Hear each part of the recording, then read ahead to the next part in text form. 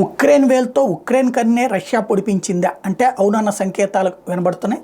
ఎందుకు అంటే రష్యాకి సంబంధించి రష్యా ఆ మధ్యన అరెస్ట్ చేసినటువంటి 69 మంది యుద్ధ ఖైదీలు ఉక్రెయిన్ వాళ్ళకి వెళ్తున్నటువంటి ఉక్రెయిన్ వాళ్ళని రష్యాకి సంబంధించినటువంటి యుద్ధ విమానాల్లో తీసుకెళ్తూ ఉండగా అది పేల్చివేయబడింది.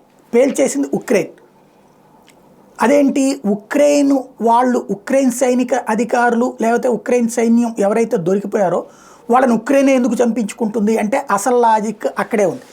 రష్యా ఒక లీక్ చేసింది. ఏమని?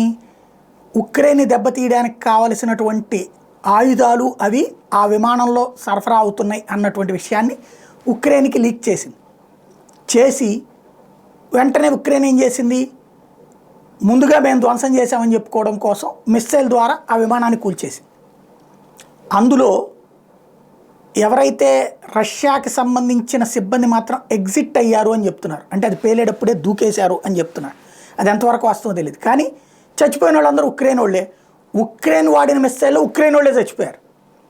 అంటే మేము చంపలేదు నువ్వే చంపావని చెప్పించేటటువంటి ఉద్దేశం.